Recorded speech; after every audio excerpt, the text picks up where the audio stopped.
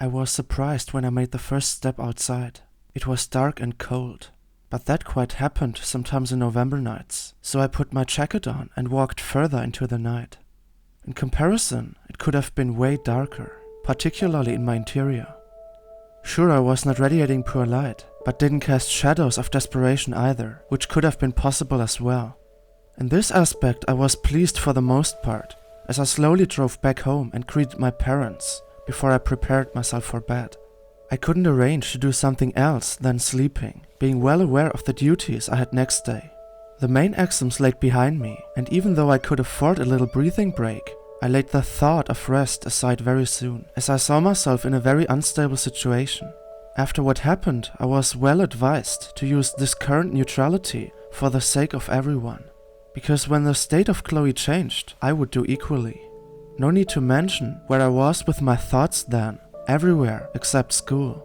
But to not let Chloe solely predominate my motivations, there were a couple more reasons to use the weekend laying in front of me.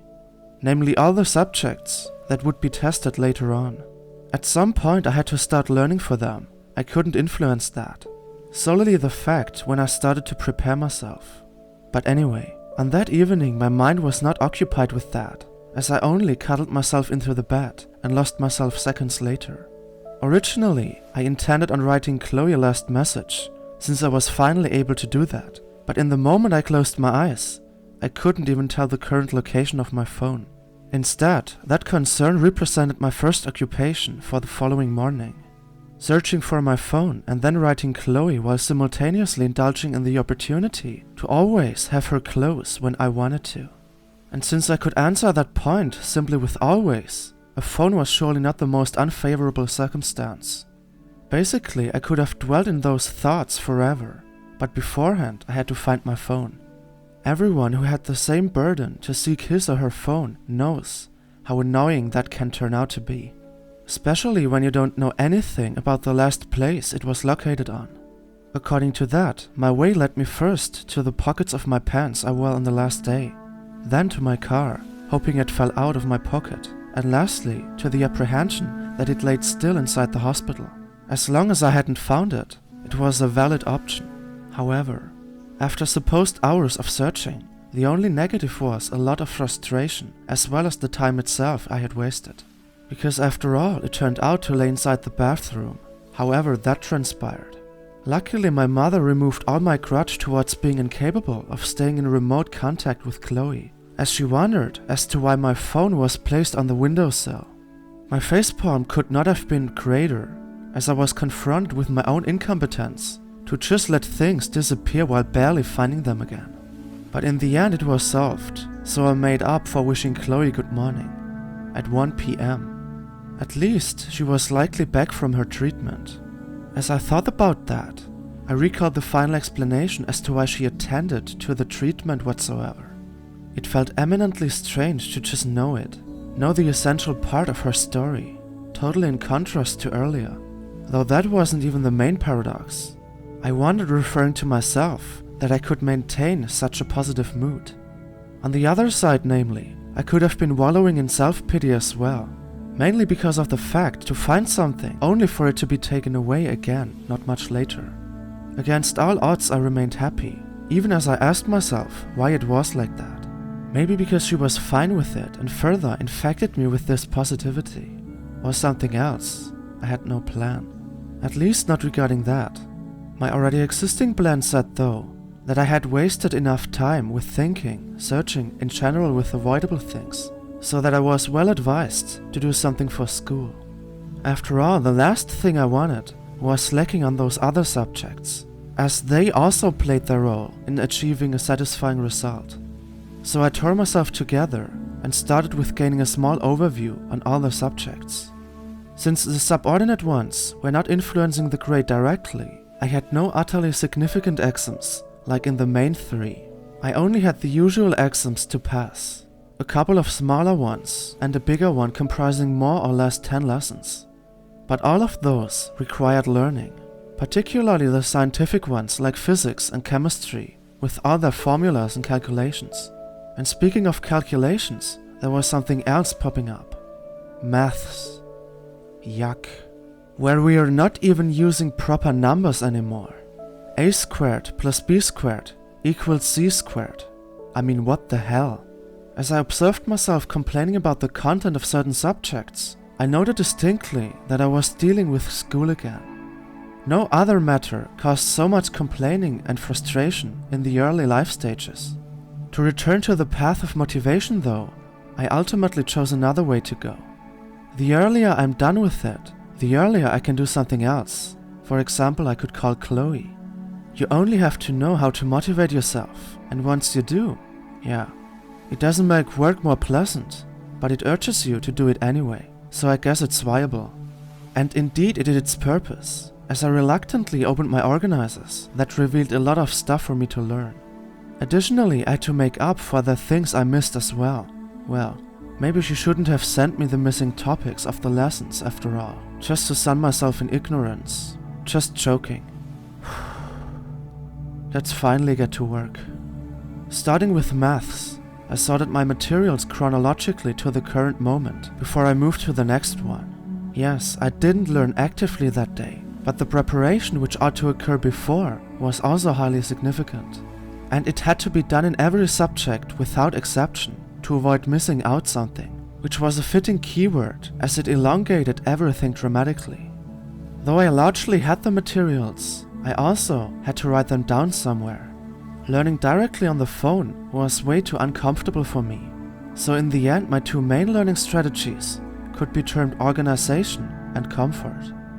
And once I got into the flow state, at which I finally accepted learning and studying for myself, time flew in great amounts, which eradicated 5 hours as if they were seconds. But they were well invested compared to the inefficient searching or thinking I was occupied with before. While rewards seemed not that legitimate for passive actions, they were for active ones, which I achieved with learning. Therefore I could reward myself afterwards, without the slightest interference from my conscience. I laid the work aside and grabbed my phone to dial the number as intended. I only had to scroll down my contact list to find lucky number 7 among them, and when I had, I called her. The feeling being predominant during the dialing procedure was kind of off, because until now I could always look at her, could touch her, could read between the lines when I construed her gesture and facial expressions. But on the phone I only had the voice of hers, which could be lowered and raised easily, and furthermore a mental image of her, which was not a remedy either. However, it facilitated staying in touch, and that was the main result we longed for in the end. Beyond that, I was prompted to believe the riddles and excuses were gone, since last time I had basically no reason for maintaining doubts in this aspect. After that, there was no need to lie about anything for no one of us, as there was nothing unresolved left. So the only thing standing in the way of a happy phone call was an illusion, a thing being situated in the past, in the age of mystery. And as I saw that, I already heard the voice of the person I tried to reach. Hey Air, a quite unusual way for communication, don't you think? Indeed, but did you call me Air? That sounded like a pirate. Arr, go off the plank.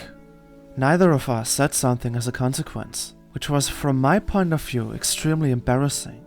I knew right from the beginning why I hated using the telephone to communicate with someone. Namely because of the ultimate awkwardness I kind of seemed to attract every time I called or was called. Even disregarding who it was. A trait of mine I could only describe as telephonically strange. But anyway, as so often, I had to wait for my counterpart to say something, so that I could justify myself somehow, basically doing anything that makes them forget about my action. Just as I thought about the mentioned excuse though, I heard firstly a silent chuckling and then a cracking followed by a cut-off laughter of hers. Wait, is it lagging? Do we lose connection? Can you hear me? Hello? After Chloe gained composure again, she claimed that we had perfect connection and that it was not at all the reason for that disruption. Don't make me laugh like that. When a nurse is around, I don't know. You have heard about the first impression, haven't you? And when I start laughing around like a lunatic, you can visit me next time inside a psychiatry on 7th floor. I mean, don't you know how weird that is? Now I was the one chuckling, for she explained exactly the point I had in my mind when I considered using a telephone. Among them, for instance, the strange situation of you laughing, which appears as if you were enthusing about your own joke, soliloquizing, so to say. So with total comprehension, I replied to her, "Whoops, I didn't know that someone was with you, but at least I know what you mean." It needed some time for both of us to return to the state of being able to conduct a conversation, because that was obviously something not solely the phone call was inhibiting. So about what do I want to talk, was the question I confronted myself with, completely forgetting that our communication was limited unlike usually. Only speaking, which automatically made silence look awkward. And for it was already weird enough, I chose a default option. "How's it going?" "Fine, and you?" "Good." Well, worth the try. "So what else?" "What's new inside the hospital?" "Not much. I had my treatment and that's about it." "And you?" "No, nothing since yesterday." Although it was a better try, it didn't prop the conversation as I wanted it to, so I had to reflect again on how else I should avoid silence. Only this time I ran out of ideas. Sure, I had the opportunity to perform some strange sounds to amuse her, but honestly, my dose of awkwardness was already exceeded for that day. So I ruminated further, but luckily had a quite promising idea, namely to deepen the topics.